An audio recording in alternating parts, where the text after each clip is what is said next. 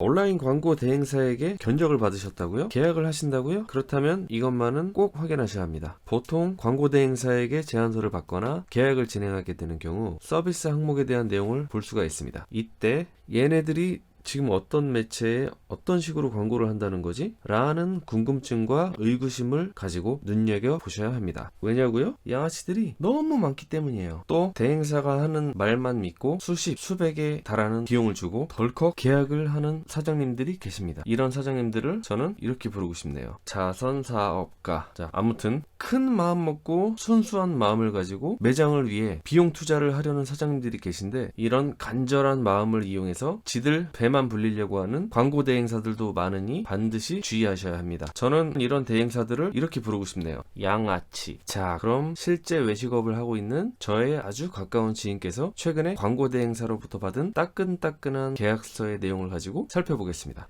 계약 기간은 보통 건, 월, 연 단위로 계약을 합니다. 비용은 사실 시중에 판매되는 기성품이 아니기 때문에 부르는 게 값입니다만 비슷한 내용으로 타 광고 대행사들의 견적을 받아 비교 견적해 보시고 제안받으신 금액의 타당성을 체크하시면 됩니다. 본 계약서에는 크게 4가지 품목으로 구성이 되어 있는데요. 첫 번째 뉴스 기사 1회, 두 번째 페이스북 페이지 게재 1회, 세 번째 인스타그램 게재 1회, 네 번째 체험단 후기 광고, 네이버 블로그 게재. 이렇게 각각의 품목마다 33만원씩 책정되어 있는 걸 보실 수가 있습니다. 자, 여기서 하나 말씀을 드리자면 통상적으로 검색 노출 광고는 네이버에서 검색을 했을 때 나오는 결과를 말합니다. 그 이유는 한국 사람들이 네이버를 가장 많이 사용하기 때문입니다. 대부분의 검색 관련 광고 상품은 이 네이버를 기준으로 한다라고 생각하시면 됩니다. 그럼 광고 품목을 하나씩 살펴볼까요?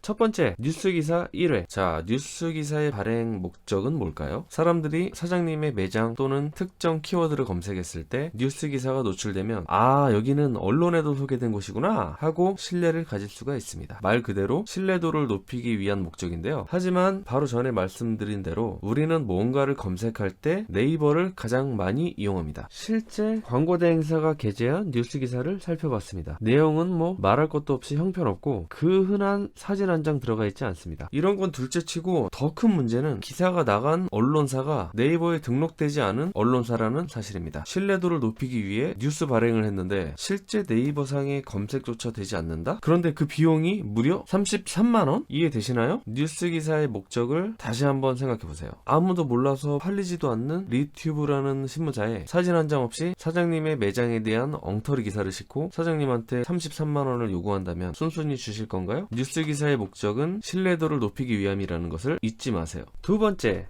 페이스북 페이지 게재 1회. 페이스북 페이지는 페이스북에서 제공하는 개인 계정과는 다른 일종의 기업형 계정입니다. 관심 있는 페이지에 좋아요를 누르고 구독을 하는 형태라고 생각하시면 됩니다. 말 나온 김에 저희 구독과 좋아요 한 번씩 부탁드리겠습니다.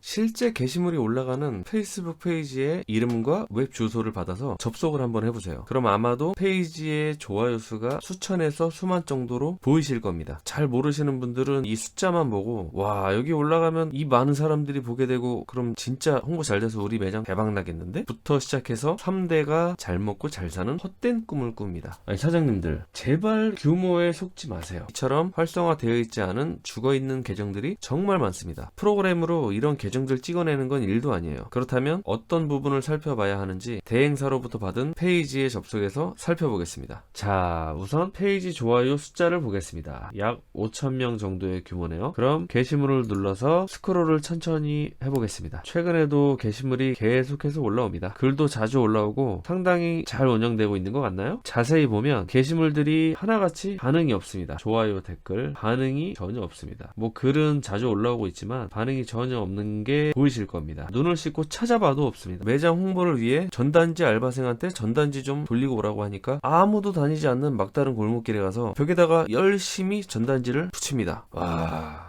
단전에서부터 욕이 올라오죠. 이런 짓을 오프라인이 아닌 온라인에서 하는 거예요. 공간만 다를 뿐이지 하는 짓은 똑같습니다. 자, 이런 식이면 대행사에서 사진 받아서 글 올리는데 1분이면 충분하겠죠? 그렇게 올리고 나서는 사장님 33만원 플리즈.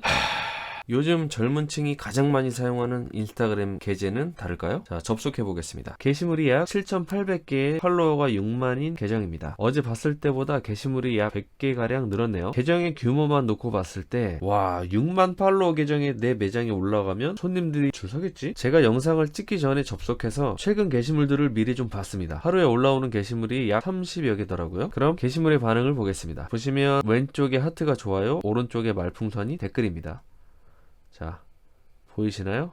규모가 6만 명 팔로워 규모예요. 이 계정의 반응입니다. 와, 이건 페이스북 페이지랑 다를 바가 없어요. 마찬가지로 활성화가 전혀 되어 있지 않은 프로그램으로 키운 계정이라고 생각하시면 됩니다. 제 인스타그램 계정의 팔로워가 약 1만인데요. 제 계정도 게시물 하나 올리면 좋아요가 기본 300개에서 1000개가량 달립니다. 그나마도 제가 최근 1년간 인스타그램 운영을 제대로 안 해서 활성화 정도가 많이 죽었어요. 그런데도 이 정도입니다. 그럼 방금 보신 6만 명 정도의 계정에서 게시물 아까와 같은 반응이라면 뭐 안 봐도 뻔하겠죠? 이렇게 올려놓고 1회에 33만원이랍니다. 사장님들 제발 규모에 속지 마세요. 자, 그럼 마지막으로 체험단 후기입니다. 앞서 말씀드렸듯이 광고에는 목적이 있다고 했습니다. 체험단 광고의 경우 네이버상에 내 매장과 관련된 웹문서를 깔아놓는 개념이라고 생각하시면 됩니다. 실제 규모가 있는 인플루언서나 블로거 체험단이라면 그분들의 영향력이 있어서 게시물이 올라가는 것 자체만으로도 홍보 효과가 크기 때문에 앞의 경우와는 이야기가 다릅니다. 물론 금액도 다릅니다. 이 계약서에서 이야기하는 체험단의 경우 웹상의 문서를 깐다고 생각하시면 됩니다. 당연히 대행사에서 모집하는 체험단 블로거들의 블로그 지수가 형편없기 때문에 상위 노출을 노린다거나 블로거들의 이웃이 그 블로거의 포스팅을 보고 사장님의 매장을 방문하다던가 하는 기대 따위는 저버리시는 것이 좋습니다. 다만 사장님의 매장을 알게 되고 여기 한번 가볼까 하고 네이버에 검색하시는 분들이 이렇게 최근에 올라온 사장님 매장과 관련된 블로그 포스팅을 보면서 뉴스 기사와 마찬가지로 신뢰도를 느끼고 매장에 방문하는데 참고가 되는 정도라고 생각하시면 됩니다. 포스팅이 잘 되어 있다면 사장님의 매장에 방문할 확률은 높아지겠죠? 정리하겠습니다. 뉴스 기사의 목적은 신뢰도 향상이다. 이와 같은 목적으로 봤을 때 네이버상에 노출되지 않는 언론사의 뉴스 기사는 뉴스 기사가 아니다. 두 번째, 페이스북, 인스타그램 등 SNS의 규모에 속지 마라. 실제 활성화되어 있는 지표들을 찾아봐라. 혹 잘 모르겠다면 저한테 물어보셔라. 세 번째, 체험단의 경우 두 가지의 경우가 있다. 하나, 영향력 있는 인플루언서나 블로거를 통해 실제 다수의 사람들에게 홍보하는 것. 둘, 단순히 네이버상의 특정 키워드를 검색했을 때 보여지는 웹문서를 깔아두는 것. 이렇게 정리해봤습니다. 부디 절박한 마음과 열정을 가지고 온라인 광고를 알아보시는 사장님들 단 한 분이라도 피해보시는 일 생기지 않았으면 하는 바람입니다. 영상이 유익하거나 다음 내용이 궁금하시다면 구독과 좋아요를 부탁드리겠습니다. 이 채널을 지속하는 힘입니다.